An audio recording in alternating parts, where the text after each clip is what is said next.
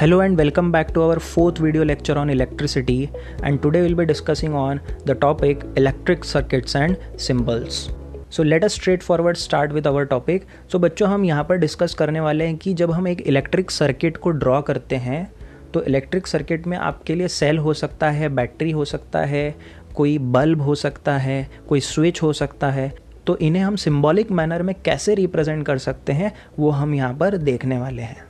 सबसे पहले हम स्टार्ट करेंगे सेल के साथ। तो आप देख सकते हो हमारे स्क्रीन पे लेफ्ट हैंड साइड पर you have a diagram of cell. हमारे प्रीवियस वीडियो लेक्चर्स में भी हमने सेल को इस्तेमाल किया था इसी तरह से to understand the concept of potential difference. तो बच्चों ये सेल क्या होता है? It is a source of constant potential difference, और हमें सेल को कुछ इस तरह से रिप्रेजेंट करना होता है।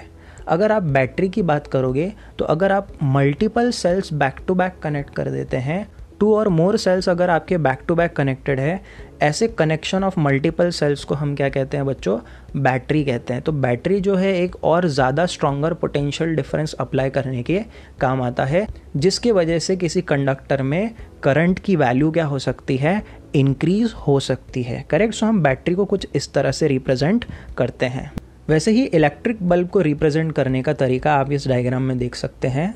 किसी भी सर्किट में अगर हमें बल्ब कनेक्ट करना है तो हम सिंबॉलिक मैनर में बल्ब को कुछ इस तरह से रिप्रेजेंट कर सकते हैं। अब आप आपके स्क्रीन पर देख सकते हो we have a device which is called as ammeter. Ammeter एक मेजरिंग इंस्ट्रूमेंट है which is use to measure current flowing in the circuit. तो मान लीजिए हमारे एक सर्किट में एक बल्ब है और जो बल्ब है हमारा एक सेल से कनेक्टेड है।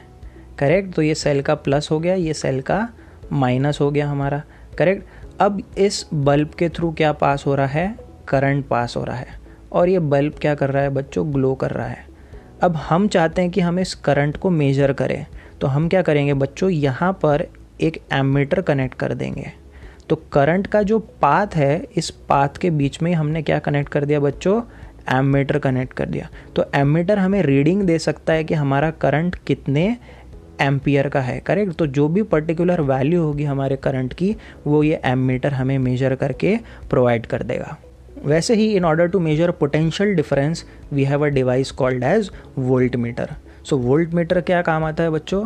सेल का पोटेंशियल डिफरेंस मेजर करने के लिए, या फिर बल्ब के अक्रॉस कितना पोटेंशियल डिफरेंस आ रहा है उसे मेजर करने के लिए हम किसका यूज़ करते हैं? वोल्ट मीटर का यूज़ करते हैं। तो जैसा आप बच्चों यहाँ डायग्राम में देख सकते हैं, हमने एक बल्ब लिया और ये बल्ब को हमने कनेक्ट कर दिया एक सेल से। तो जो ये हमारा सेल है, इस सेल का प्लस एक एंड पर है और माइनस दूसरे एंड पर है। तो ये हो गया हाई पोटेंशियल, ये हो गया लो पोटेंशियल। इसे मेजर करने के लिए हम यहाँ पर वोल्ट मीटर लगा सकते हैं। वोल्ट मीटर का एक एंड हाई पोटेंशियल से कनेक्ट होगा, दूसरा एंड लो पोटेंशियल से कनेक्ट हो जाएगा, और हमारा वोल्ट मीटर मेजर करके देगा हमें potential difference across the bulb. अब थर्ड डायग्राम आप देख सकते हो, इस सिंबल को हम कहते हैं resistor. Correct. So what is a resistor? It is a device that opposes the flow of current. तो आप देख सकते हो यहाँ पे रेजिस्टर का सिंबल जो है, it is just like a speed breaker. Correct. जो स्पीड ब्रेकर की तरह हमने यहाँ पर सिंबल बनाया है। रेजिस्टर क्या करता है बच्चों?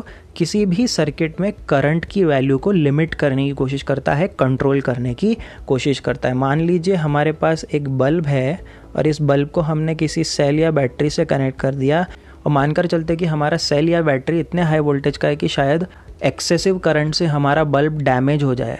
तो हम करंट के पाथ में क्या कनेक्ट कर देते हैं? एक रेजिस्टर कनेक्ट कर देते हैं, जो कि करंट की वैल्यू को डिक्रीज कर सकता है और हमारे बल्ब को डैमेज से क्या कर सकता है? प्रिवेंट कर सकता है। So this is the function of resistor which opposes और resist the flow of electrons. वैसे ही रेजिस्टर्स के दूसरे फॉर्म्स भी होते हैं कॉल्ड एज वेरिएबल रेजिस्टर और रियोस्टैट। तो जैसा मैंने आपको कहा था कि हमारे पास अगर हमारे बल्ब को डैमेज से प्रिवेंट करना है तो हम रेजिस्टर कनेक्ट करते हैं, बट रेजिस्टर जो होता है वो फिक्स वैल्यू का होता है। मतलब जैसे ही हम रेजिस्टर को कनेक्ट करते हैं, एक बार रेजिस्टर कनेक्ट करने के बाद हम करंट को इंक्रीज़ नहीं कर सकते, हमें डायरेक्टली फिर रेजिस्टर को वहाँ से हटाना पड़ेगा। अब डायरेक्टली हटा दिया तो बल्ब के डैमेज होने के चांसेस इंक्रीज़ हो सकते हैं। तो हम ये ऐसे वेरिएबल रेजिस्टर्स कनेक्ट करते हैं। जैसे आप यहाँ वेरिएबल रेजिस्टर को कनेक्ट करोगे तो वेरिएबल रजिस्टर अपना रेजिस्टेंस वेरी कर सकता है। हम वेरिएबल रजिस्टर में अलग अलग वैल्यूज़ का अलग अलग अमाउंट का रेजिस्टेंस सर्किट को प्रोवाइड कर सकते हैं, जिसकी वजह से हम सर्किट में फ़्लो होने वाले करंट की वैल्यू को भी क्या कर सकते हैं, चेंज कर सकते हैं, कंट्रोल कर सकते हैं।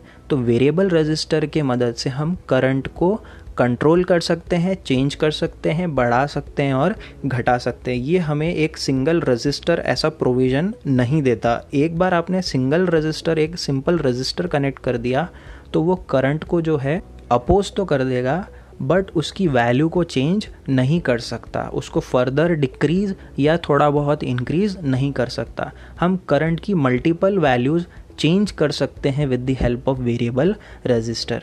So variable resistor is just like a tuner. जैसे आप FM में ट्यून करते हो किसी रेडियो सेट से, आप आपके FM की फ्रीक्वेंसी को चेंज करते हो ट्यूनर घुमाकर, वैसे ही वेरिएबल रजिस्टर को स्लाइड करके या घुमाकर आप करंट की डिफरेंट वैल्यूज़ को सर्किट में क्या कर सकते हो, ट्यून कर सकते हो, अलाउ कर सकते हो। अब आप देखोगे हमारे डायग्राम में आपको एक ओपन स्विच नज़र आ रहा होगा। तो स्विचेस आपको पता है कि स्विच जब हम सर्किट में यूज़ करते हैं तो स्विच को ऑन या ऑफ करके हम करंट को ब्लॉक कर सकते हैं या पास कर सकते हैं। तो जैसे स्विच को आप ओपन कर दोगे, ऑफ कर दोगे, तो करंट पास नहीं हो पाएगा, सर्किट हमारा ओपन हो जाएगा, करंट फ्लो नहीं हो पाएगा। और जैसे ही आप स्विच को क्लोज कर दोगे तो करंट पास होना स्टार्ट कर देगा। अब आप देखोगे डायग्राम में हमारे पास एक जॉइंट वायर है। सो ये जॉइंट वायर क्या इंडिकेट करता है, मान लीजिए हमारे बल्ब का वायर हमारे सेल के वायर से कनेक्ट हो रहा है, तो यहाँ पर हम इन दोनों को क्या कर रहे हैं, कनेक्ट कर रहे हैं।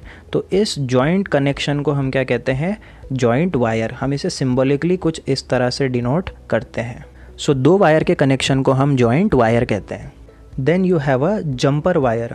सो जंपर वायर क्या होता है बच्चों, मान लीजिए हमारे पास दो डिवाइसेस है, डिवाइस 1 और 2, और हमें इन दोनों को कनेक्ट करना है। तो हमने एक वायर से इन दो डिवाइस को कनेक्ट कर दिया। अब हमें हमारे डिवाइस 3 और 4, ये डिवाइसेस कुछ भी हो सकते हैं, बल्ब हो सकते हैं, LED हो सकता है। अब हमें डिवाइस 3 और 4 को कनेक्ट करना है। 3 और 4 कनेक्ट करने के लिए हम हमारे वायर को जंप करेंगे over the previous wire connection और 4 से कनेक्ट कर देंगे। सो ये जो सिंबल होता है, it is a jumper wire where we allow a wire to pass over the other wire without any electrical contact. So complex circuits में हम जंपर वायर का इस्तेमाल करते हैं, जहाँ पर हम किसी एक डिवाइस को किसी थर्ड डिवाइस से कनेक्ट करना चाहते हैं, avoiding any kind of possibility of short circuit. So अगर इस डायग्राम में आप देखोगे तो 1 और 2 डिवाइस को 3 और 4 के साथ शॉर्ट सर्किट से अवॉइड करने के लिए हमने क्या यूज़ किया, एक जंपर वायर का यूज़ किया। सो ये है कुछ सिंपल इलेक्ट्रिकल सर्किट सिंबल्स जिन्हें आपको याद रखना होगा board exam point of view से। यहाँ से कई बार 2 मार्क्स के क्वेश्चन बन जाते हैं, जहाँ पर आपको पूछ सकते हैं, आपको डायग्राम दिया जा सकता है और पूछ सकते हैं आइडेंटिफाई द डिवाइस। तो आपको शायद वेरिएबल रजिस्टर का यहाँ पर डायग्राम दे दिया जाए और बोलेंगे कि आप बताइए कौन सा डिवाइस है, या फिर आपको जंपर का नाम दे दिया जाएगा कि draw the symbol of jumper, तो आप जंपर का सिंबल ड्रॉ करेंगे। कुछ इस तरह से बोर्ड एग्जाम में क्वेश्चन बन सकते हैं।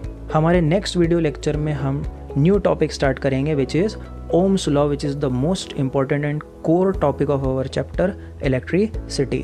Till then, you have to subscribe the channel and stay tuned for the next video lecture.